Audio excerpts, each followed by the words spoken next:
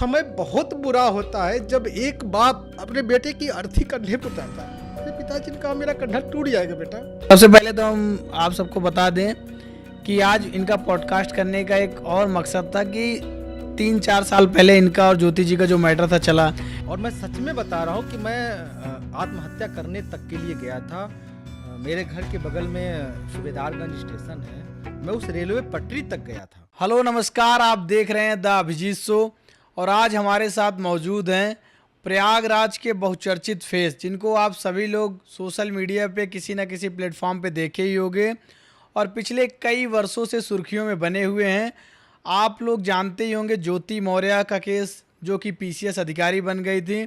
उन्हीं के पति आलोक मौर्य जी आज हमारे साथ में हैं और आज आलोक मौर्य जी के संघर्षों की कहानी और उनके साथ क्या क्या चीज़ें हुई थी और वर्तमान समय में ऐसा क्या हुआ कि पुनः आलोक मौर्य जी चर्चाओं में फिर से बन गए हैं, इन सारे विषयों पर आज खुलकर द अभिजीत शो पॉडकास्ट में बातें होंगी।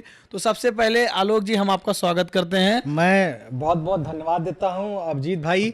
जैसा कि आपके शो को मैं काफ़ी दिनों से देखता रह रहा हूँ और उसका कमेंट भी पढ़ता रहा, और मेरे भी कमेंट में मैंने देखा कि लोगों ने कहा है कि भैया आप प्रतापगढ़ में रहते हैं और तो प्रतापगढ़ में द अभिजीत शो काफ़ी देखा जाता है, सुना जाता है। लोग आप वहाँ पे एक बार अपना समय दीजिए और आप हमारे लिए इतना समय दे रहे हैं, इसके लिए बहुत बहुत धन्यवाद। सबसे पहले हम जानना चाहेंगे आलोक जी कि आलोक मौर्य कौन है। देखिए, आलोक मौर्य, मैं बताना चाहता हूँ अपने बारे में। मैं एक पंचायत कर्मी हूँ और इस समय मैं वर्तमान समय में आपके प्रतापगढ़ में ही हूँ, पोस्टेड हूँ, और मैं माननीय प्रधानमंत्री जी के स्वच्छ भारत मिशन को, जो कि उनका एक ड्रीम है, हमारे भारत को स्वच्छ बनाना चाहते हैं, उसमें मैं बहुत बड़ा योगदान दे रहा हूँ, अपनी पूरी टीम के साथ दे रहा हूँ, जिसमें मैं अपने आदरणीय डीपीआरओ साहब का धन्यवाद देना चाहता हूँ। वो हमारे साथ अपनी टीम लगाए रहते हैं हमेशा और हम लोग पूरे प्रतापगढ़ को स्वच्छ बनाने के ओर अग्रसर हैं। मैं इस प्रतापगढ़ की धरती के, प्रतापगढ़ के लोगों को प्रणाम करता हूं, नमस्कार करता हूं। जैसा कि हमारा प्रतापगढ़ जाना जाता है एनर्जी बूस्टर के लिए, यहाँ के लोग भी बहुत एनर्जी फुल होते हैं, और मैं यहाँ के बारे में बताना चाहता हूँ, जहाँ क्योंकि आपका चैनल उत्तर प्रदेश में ही नहीं बाहर तक भी देखा जाता है अभिजीत भाई, तो यहाँ के लोग आंवला की तारीफ़ करते हैं। मैं कहीं भी जाता हूँ तो लोग कहते हैं भैया आप प्रतापगढ़ से आ रहे हैं तो आंवला का कुछ भी हो, अचार हो, मुरब्बा हो, ले आइए। तो मेरा यहाँ का जो आंवले की खेती होती है, इसके नाम से हमारा प्रतापगढ़ जाना जाता है। तो यहाँ के किसानों को मैं नमन करता हूँ और आगे यहाँ पे रह के मैं सेवा कर रहा हूँ। और जैसा कि आप लोग आजकल देख रहे हैं कि काफ़ी मैं चर्चाओं में हूँ, तो मेरा इस समय चर्चा एक राजनीतिक रूप में लोग मुझे देखना चाहते हैं।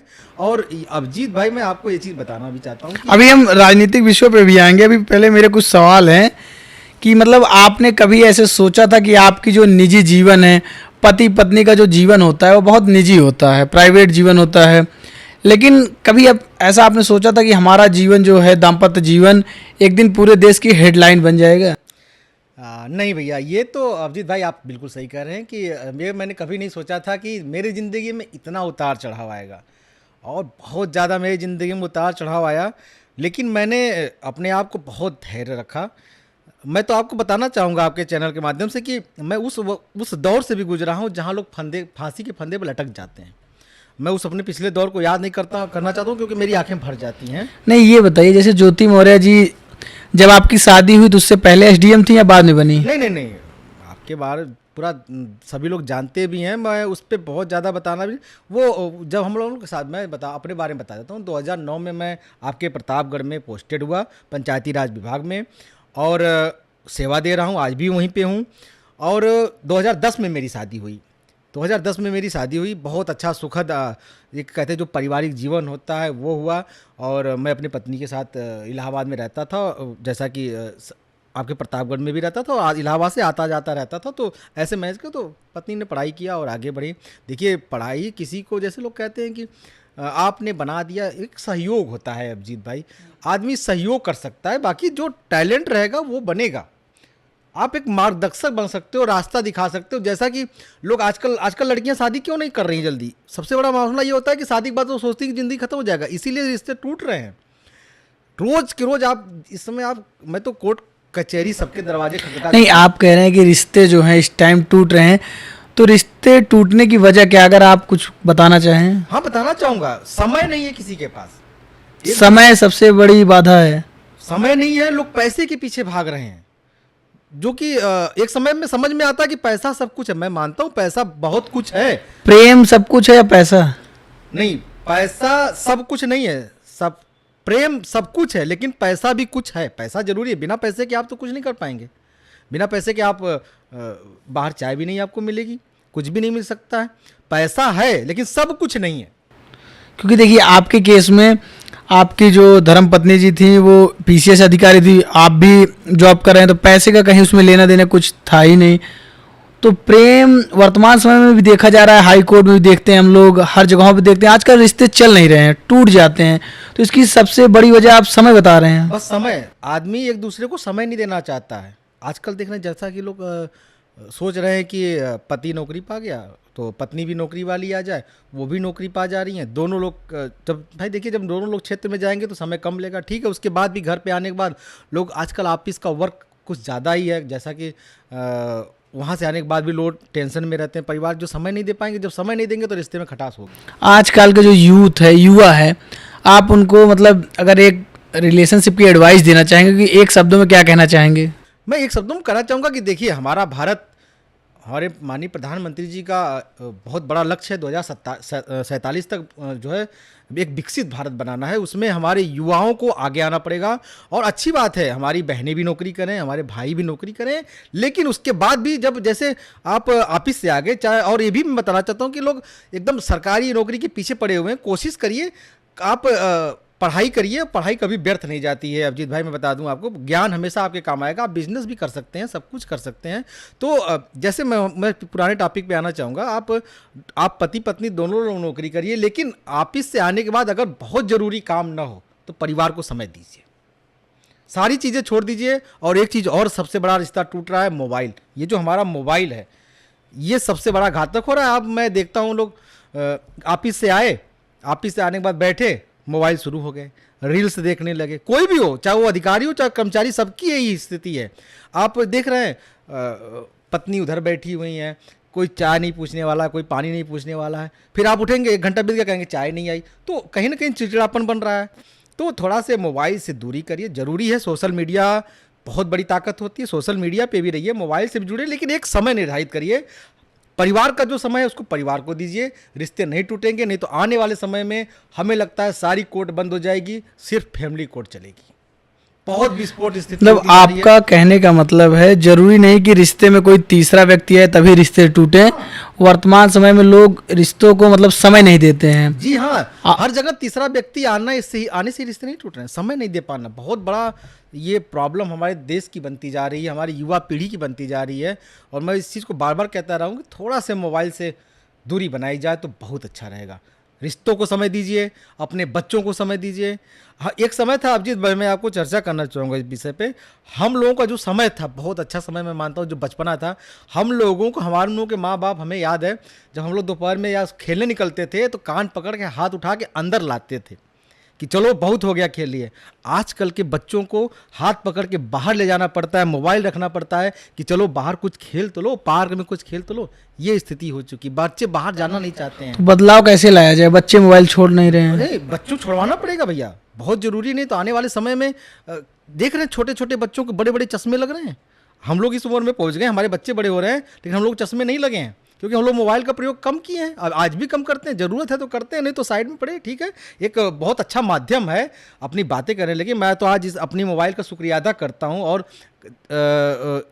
इतना जल्दी तेजी से ग्रोथ कर रहा है, जुड़िए भी, लेकिन हर चीज़ का परिवार का मतलब आपका कहने का मतलब है मोबाइल का यूज आप तभी करिए अगर आप उससे कुछ अर्निंग कर रहे हो या कुछ अच्छा सीख रहे हो, सकारात्मक दिशा में आप कार्य कर रहे हो। फिर आप अर्निंग की बात कर रहे हैं, अर्निंग भी करिए, लेकिन उसमें भी परिवार का समय छोड़ के।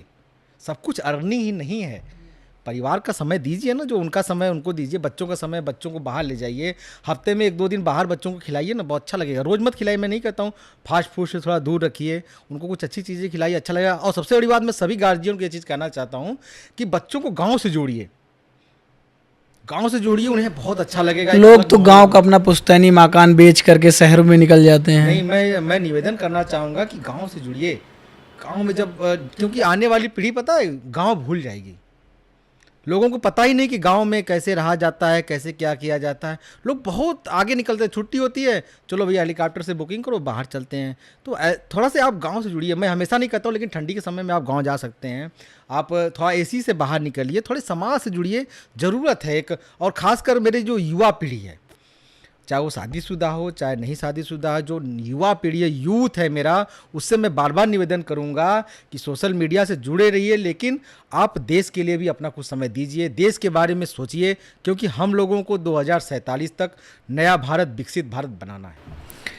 इस बातों से तो एक चीज़ स्पष्ट हो गई कि जो यूथ है वो मोबाइल में ही अपनी ज़िंदगी ढूंढने लगा है, सारी चीज़ें मतलब सुबह शाम सारी चीज़ें। तो इस पे एक लाइन है कि सादगी थी, बंदगी थी, जब व्हाट्सएप फेसबुक नहीं थे तब जिंदगी थी।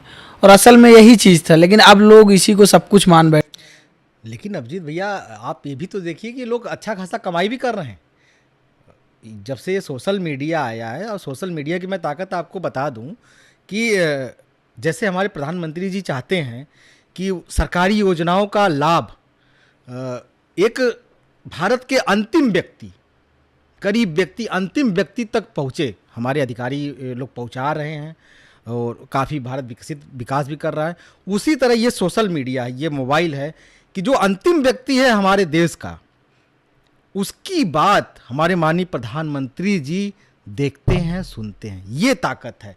जो व्यक्ति कभी नहीं प्रधानमंत्री जी से मिल सकता है, वो अपनी बात इस सोशल मीडिया से पहुंचा देता है, पहुंच रही है, डेली लोगों की सुनी जा रही है। बहुत बड़ी चीज़ है और अर्निंग का भी बहुत बड़ा है। मैं बहुत ज़्यादा इसके बारे में नहीं जानता, लेकिन मैंने इधर बीच अपने लगभग 15-20 दिन में देखा है, काफ़ी लोग मुझे, एक मैंने पढ़ा है अपने, मेरे साथ 44 मिलियन लोग 28 दिन में जुड़े हैं। अभी वर्तमान समय में आलोक मौर्य अकेला, सबसे पहले तो हम आप सबको बता दें कि आज इनका पॉडकास्ट करने का एक और मकसद था कि 3-4 साल पहले इनका और ज्योति जी का जो मैटर था चला, लेकिन उसके बाद आज 3 सालों बाद फिर से सुर्खियों में चले हैं, कहीं ना कहीं अपने कार्यों से चारों तरफ दिखाई दे रहे हैं।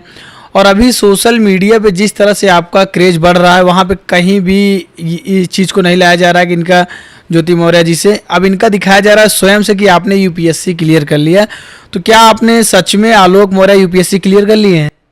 जैसा अभिजीत जी हम बताना चाहेंगे कि आपने बहुत सारे हमारे यूट्यूबर भाई ने चला दिया, क्लियर कर लिए, बहुत सारे लोग मेरे पास फ़ोन भी किए। अब ऐसे चल रहा है कि ठुकरा के मेरा प्यार मेरा इंतकाम देखेगी, मिलियन में व्यूज जा रहा है, आलोक मौर्य डीएम बन गए, अब बदला लेंगे, मतलब क्या चीज़ें हैं? नहीं, मैं उसको अपने आपके द अभिजीत शो के माध्यम से बताना चाहता हूँ कि मैं परीक्षाएं दे रहा हूँ, परीक्षाओं कोशिश कर रहा हूँ और परीक्षाएं देनी चाहिए। जैसा कि मेरी ज़िंदगी भी मुझसे बहुत परीक्षा थी, तब भी मैं नहीं घबराया। आगे भी परीक्षा दे रहा हूँ, पीसीएस दे रहा हूँ, समीक्षा अधिकारी दे रहा हूँ, आगे की भी परीक्षाएं देता रहूँगा। ये है, मैं अभी कहीं सेलेक्टेड नहीं हुआ हूँ। जी, चलिए बढ़िया है।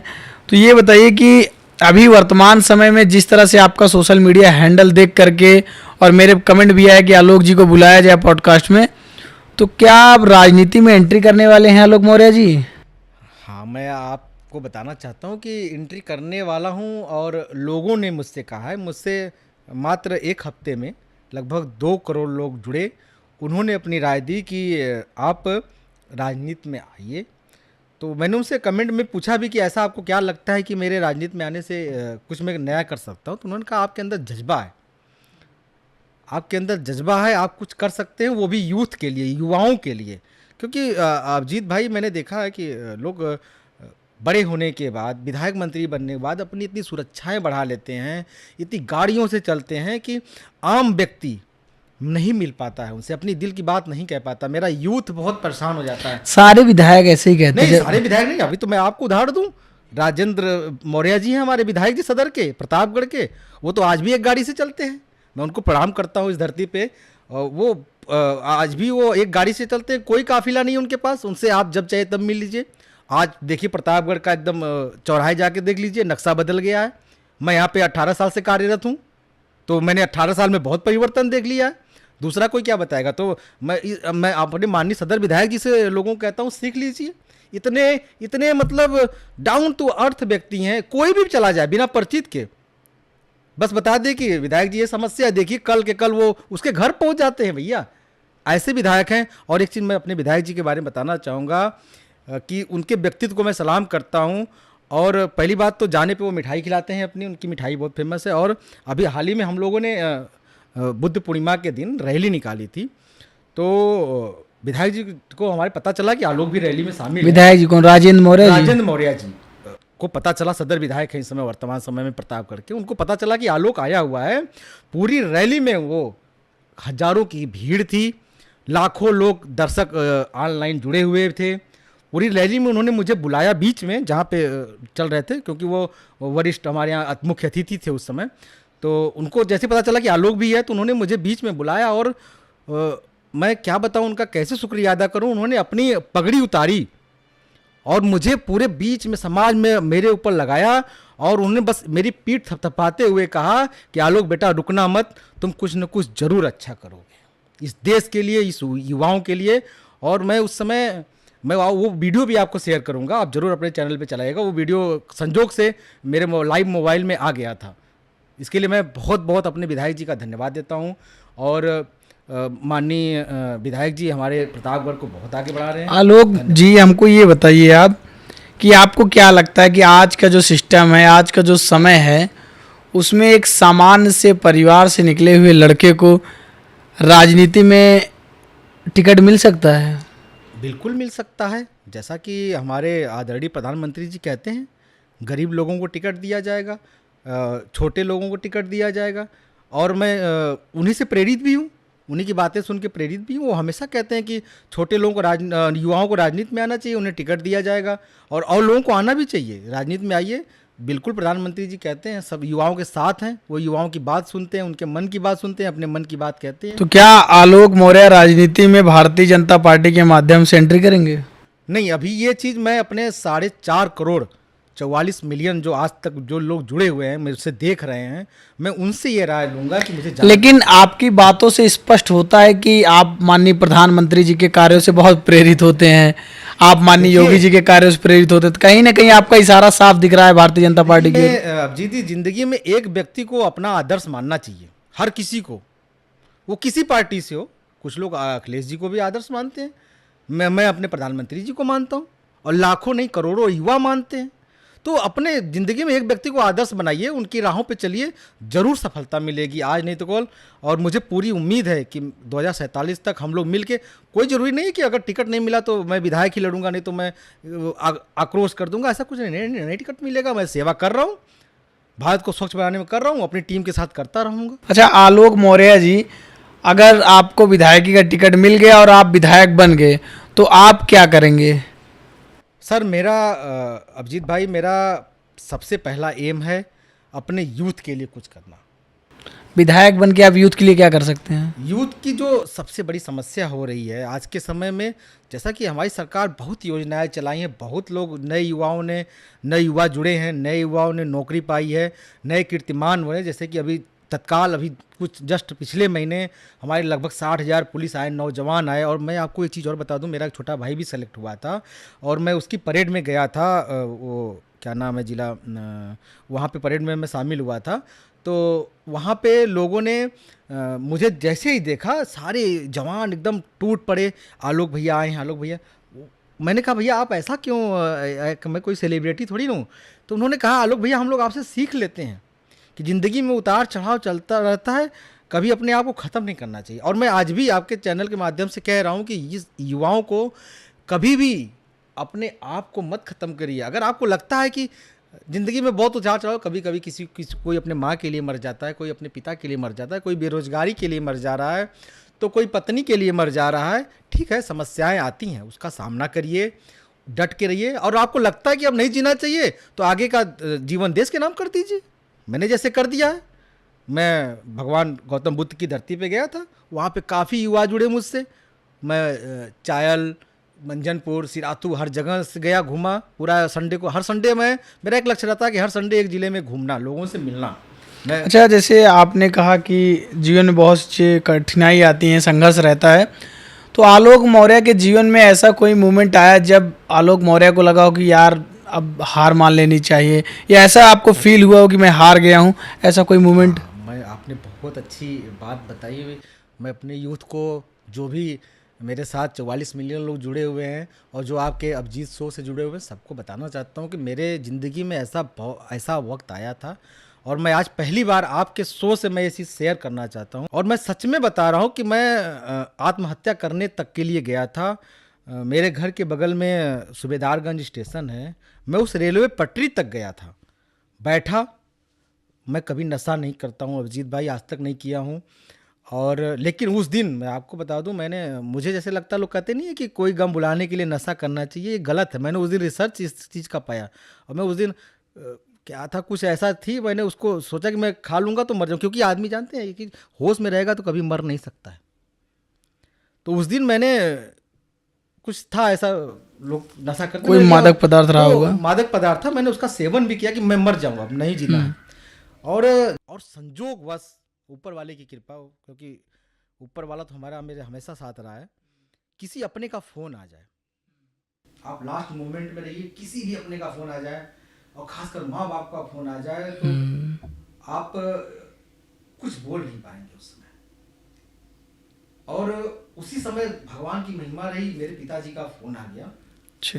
मैं पटरी पे बैठा था कि ट्रेन आएगी, कट जाऊंगा, ख़त्म करता हूँ जीवन, क्या बचा है। बहुत सारी दिक्कतें उस बस में, मीडिया का दबाव और एफआईआर सारी दर्ज हो चीज़ें। गई थी। तब तक मेरे पिताजी का फ़ोन आ गया। मेरे पिताजी जैसे कि एक शिक्षक रहे हैं, रिटायर हो चुके हैं, गांव में दादी की सेवा कर रहे हैं, मेरी दादी 100 साल की हो चुकी हैं। तो उनका फ़ोन आया और फ़ोन जैसे ही आया मैं कांपने लगा, अरे पापा का फ़ोन आ गया। मैंने उठाया कांपते हुए, और जब आप मौत की दहलीज पे खड़े रहेंगे, और मैं क्या कहूँ, उस समय मैं बहुत भावुक, उस समय मैं रोने भी, मेरे आंसू आ गए थे, आज भी मैं बोल नहीं पाता हूँ।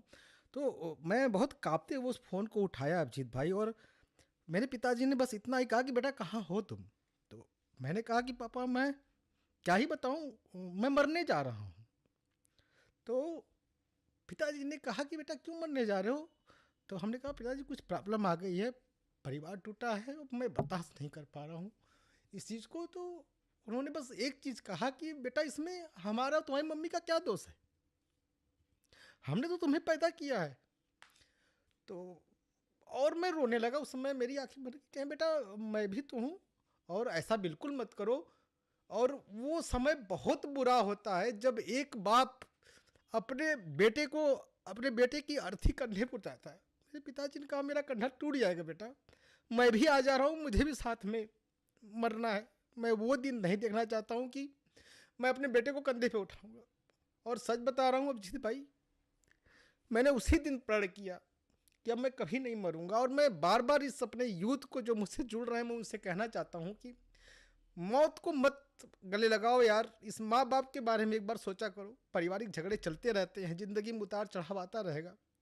उस माँ बाप के बारे में सोचना जो आपको पैदा किया है, उसके लिए जीना और देश के लिए कुछ करना। और जैसा कि हमारे यूथ देख रहे होंगे वीडियो, आप लोग देखिए कि किस तरह से इन्होंने इतने संघर्ष भरे जीवन में, आजकल यूथ जो है एक नौकरी न मिलने पे फांसी लगा लेते हैं या गलत कदम उठा लेते हैं। आप लोग देखिए, आपके समाज में आपका एक भाई आलोक मौर्य है जो एक जीता जागता उदाहरण है कि इतने जीवन में इतनी कठिनाइयाँ, संघर्ष, और एक चीज़ और, इंसान सारी मुसीबतों से लड़ सकता है।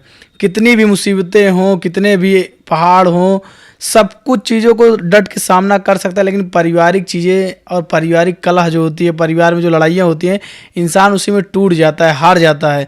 लेकिन हमारे आलोक भाई उस जगह से भी निकल कर आए हैं और आज आने के बाद अपने युवाओं के लिए आवाज़ उठा रहे हैं। बाकी उनका क्या है, वो तो नौकरी कर ही रहे हैं, ज़िंदगी अच्छी चल ही रही है, और बड़ा मतलब सकारात्मक संदेश जाता है कि हमारे युवाओं को इनसे प्रेरणा लेनी चाहिए, आगे बढ़ना चाहिए।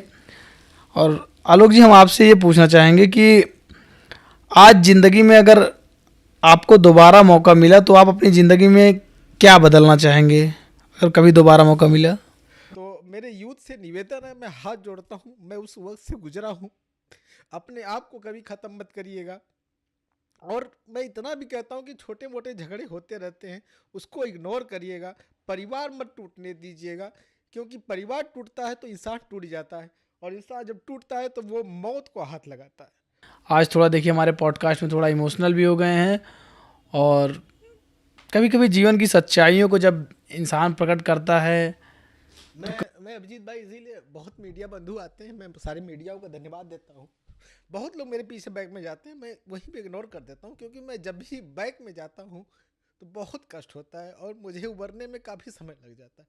परंतु इस समय तो मेरे साथ युवा शक्ति लगी हुई है, मैं उनको प्रणाम करता हूँ, और मैं कुछ ना कुछ करूँगा, इस देश के लिए कुछ करूँगा, क्रांति लाऊंगा, युवाओं को जोड़ूंगा। और बार बार निवेदन करता हूँ कि युवा मुझसे जुड़े। मैं युवाओं के अंदर जो वो आजकल इस मोबाइल की दुनिया में खोए हुए, मैं उनसे उनको निकाल के अपने देश के लिए कुछ कराना चाहूँगा। और जैसा कि अभिजीत भैया, मैंने आपको पहले भी बताया कि मैं ये अपना जीवन अपने देश के नाम कर दिया हूँ, और मैं आज के इस शो से सभी अपने दर्शकों को बताना चाहता हूँ कि अभी तो मैंने मौखिक रूप से देश को आपके नाम किया हो, मैं बहुत जल्द इस प्रतापगढ़ धरती को अपना देह दान भी करूँगा। लिखित रूप से मैं जाऊंगा मेडिकल कॉलेज में, कि हो सकता है जैसे कि आप लोग देख रहे हैं कि मेरे ऊपर हमले भी हो जा रहे हैं, हो सकता है मैं कल मर जाऊं, मार दिया जाऊं, क्योंकि मैंने एक चीज़ देखा है, जब कोई इंसान आगे बढ़ता है तो उसे रोकने के लिए बहुत प्रयास किया जाता है। इसीलिए मेरा युवा आज पीछे रह जाता है। बहुत सारे युवाएं हैं अभिजीत भाई जो राजनीति में आना चाहते हैं, लेकिन वो बाबा चच्चा की वजह से वो सोचते हैं मैं बोलूँगा तो जो उनका बिजनेस चल रहा है वो भी बंद हो जाएगा, इसलिए वो नहीं आ पाते हैं। बहुत सारे लोग जुड़ना चाहते हैं, तो मैं कहता हूँ नहीं, आइए, अपना परफॉर्मेंस करिए, जो होगा देखा जाएगा। अच्छा, आलोक मौर्य जी, अभी उत्तर प्रदेश के डिप्टी सीएम माननीय केशव प्रसाद मौर्य जी के साथ आपकी नज़दीकियां बहुत ज़्यादा देखी जा रही हैं। कई सारे वीडियोस में हमने देखा कि आप माननीय उप मुख्यमंत्री जी के बहुत करीब रहते हैं। तो क्या माननीय उप मुख्यमंत्री जी से आप टिकट की सिफारिश कर रहे हैं, या उनके करीब कुछ अलग रिश्ता है आपका? अभिजीत भैया, मैं बता दूं, अभी मैंने किसी भी पार्टी से अपनी सिफारिश नहीं की है। मैं ये चाहता हूं कि मैं इस हिसाब से काम करूं, युवाओं को इतना प्रेरित करूं, युवाओं को इतना जोड़ूं कि पार्टी खुश हो के, अगर उसे लगे कि नहीं आलोक कुछ कर सकता है, तो वो टिकट देगी। जैसा कि माननीय प्रधानमंत्री जी कहते हैं, युवा आगे आएगा, गरीब आगे आएगा, उसे टिकट दिया जाएगा, उसे विधानसभा लोकसभा भेजा जाएगा। अच्छा, टिकट तो दिया जाएगा, लेकिन इंसान की एक होता है जिज्ञासा कि हमको टिकट कहाँ से दिया जाए। तो आप कहाँ से चुनाव लड़ना चाहते हैं? आप समझ सकते हैं अभिजीत भाई कि मात्र एक हफ्ते में अगर 4.44 करोड़ लोग जुड़े हैं, तो मैं कहीं से भी लड़ा दीजिए मुझे, मेरे साथ युवा है, मैं कोई सीट नहीं चूज करता हूँ, मुझे देश के लिए काम करना है। ये नहीं कि मैं प्रतापगढ़ से लड़ जाऊँ, इलाहाबाद से लड़ जाऊँ तो जीत जाऊँ, यहीं का विकास करना है, यहीं का नहीं करना है, मैं देश के लिए करना है। 47 का विजन मेरा है, माननीय प्रधानमंत्री जी के सपने में मैं ये नहीं कर सकता बहुत बड़ा योगदान, जितना हो सकता है मैं योगदान करूँगा, और कहीं से भी लड़ा दीजिएगा, मैं लड़ने को तैयार हूँ। और माननीय केशव प्रसाद मौर्य जी से कैसे संबंध है आपके? मैं, हाँ, उस दिन मैं उस टॉपिक पे जाना चाहता हूँ। मैं काफ़ी इधर बीच अस्वस्थ था, तो मैं माननी जी से आशीर्वाद लेने गया था, मिलने गया था, और थोड़ा से कुछ पहले से भी रहा है, माननी जी का आशीर्वाद रहा है कि शादी ब्याह में आना जाना हम लोगों का, उनका आशीर्वाद मिलता रहता है। तो मैं स्वस्थ होने के बाद अब मैं उनको भी अपना आदरणीय मानता हूँ, तो मैं उस दिन मैं हेलीपैड पे उनसे आशीर्वाद लेने गया था। आइए, एक रैपिड फायर हमारे पॉडकास्ट में होता है, तो रैपिड फायर के लिए क्या आप तैयार हैं? आपको हाँ और ना में जवाब देना है जी, मतलब एक शब्दों में जवाब देना है। रैपिड फायर स्टार्ट करते हैं। सबसे पहला प्रश्न है हमारा, प्यार या करियर? पहले कैरियर। भरोसा या सफलता? सफलता। राजनीति या समाज सेवा? समाज सेवा। गुस्सा जल्दी आता है? आता है, लेकिन कंट्रोल करना चाहिए। सबसे ज़्यादा भरोसा किस पर? आदरणीय प्रधानमंत्री जी पर। जिंदगी का सबसे कठिन दिन? 2023। सबसे बड़ी ताकत? युवा शक्ति। सबसे बड़ा डर? मेरे अंदर डर है ही नहीं, खत्म हो चुका हूँ, युवाओं के लिए जीतना है। तो बहुत ही शानदार तरीके से आलोक मौर्य जी ने सभी प्रश्नों का जवाब दिया, और एक बार पुनः मैं अपने सभी दर्शकों का धन्यवाद करता हूं कि आप लोग हमारे पॉडकास्ट से जुड़े और आलोक मौर्य जी का मैं बहुत बहुत धन्यवाद भी करता हूं कि आपने अपनी पूरे संघर्षों की कहानी को बताया और हमने इस पॉडकास्ट में सारी चीज़ों को बहुत ही अल्प शब्दों में शॉर्ट वे में पूछा और उन्होंने बताया। लेकिन आप लोग इनसे जुड़िए और पूरा पॉडकास्ट देखिए, क्योंकि जो हमारे यूथ हैं जब जुड़ेंगे, देखेंगे, संघर्ष करेंगे तभी आगे बढ़ेंगे। लोग टूट कर बिखर जाते हैं और ये टूट कर निखर जा रहे हैं। तो मैं अभिजीत भाई आपके द अभिजीत शो के माध्यम से कहना चाहता हूँ, निवेदन करना चाहता हूँ कि मेरा पर्सनल आलोक मौर्य अकेला अकाउंट है और बस उसमें मेरा कोई ये एम नहीं कि मुझे बहुत नाम नहीं कमाना है, बस युवाओं को जोड़ना और ज़्यादा से ज़्यादा युवा यूथ मुझसे जुड़े, मुझे शक्ति दे और मुझे दिशा निर्देश दे, मुझे आदेशित करे कि मुझे आगे क्या करना है। मैं उनके साथ कंधा से कंधा मिला के चलना चाहता हूँ। और मैं आपको बता दूं, मैं आज भी ये आपके अभिजीत शो से प्रण लेके जाता हूँ कि मेरी जो लाइफ आज है या आज के 10 साल 15 साल पहले रही है वही रहेगी। मुझे ना ही गाड़ी चाहिए, जैसा कि अभी हमारे आदरणीय प्रधानमंत्री जी ने कहा भी है कि कम गाड़ी यूज करिए, सोना कम पहनिए। ज़रूरी है हमारा यूथ, जो आजकल कुछ लोग होते हैं बढ़िया बढ़िया चैन पहना के चौराहे पे घूमते हैं, उससे कुछ नहीं होता यार। चैन से क्या है, रुद्राक्ष पहनिए, उससे आपको फ़ायदा मिलेगा, आपको अंतर शांति मिलेगी। पीले धातु पहन लेने से कुछ फ़ायदा नहीं होगा, दिखावा है। और ऐसे लोगों का बहिष्कार करिए। मैं अपने युवाओं से कहना चाहता हूँ जो चौराहे पे यहाँ पे सोना, यहाँ सोना, यहाँ पहन के घूमते हैं, ऐसे लोगों का बहिष्कार करिए। उनसे कहिए अगर कुछ करना चाहते हैं तो किसी भी पार्टी को सोना दान कर दें। मतलब अपनी प्रधानमंत्री 4-4 गाड़ियों 5-5 गाड़ियों को हटा दें। देख रहे हैं माननीय हमारे न्यायाधीश लोग साइकिल से जा रहे हैं। ये युवा, ऐसे युवाओं को करना चाहिए। साइकिल चलाइए, बिल्कुल सारे युवा गाड़ी बंद कर दें, साइकिल चलाएं, इलेक्ट्रिक गाड़ियाँ चलाएं, तेल बचेगा, हमारा देश विकास करेगा। मौर्य जी कुल मिलाकर के माननीय प्रधानमंत्री जी के आदर्शों का पालन करते हैं, उनके आदेशों का पालन करते हैं, उनके बताए हुए मार्गों पर चलते हैं। और बहुत बहुत धन्यवाद, थैंक यू सो मच, आप हमारे पॉडकास्ट में आए। धन्यवाद द अभिजीत शो का, आपने मुझे बुलाया। और आज द अभिजीत शो पे मैंने शायद 4 साल के बाद मेरे आंखों में आंसू आया है, क्योंकि ये मैं बहुत पीछे चले गए, जो कि मैं किसी को नहीं कहता हूँ। तो कुछ लगाव कभी कभी हो जाता है आदमी, और अभिजीत भाई के अंदर तो एक कला है कि वो सारी बातें सच्चाई मुंह से निकलवा लेते हैं। धन्यवाद भैया। Thank you so much.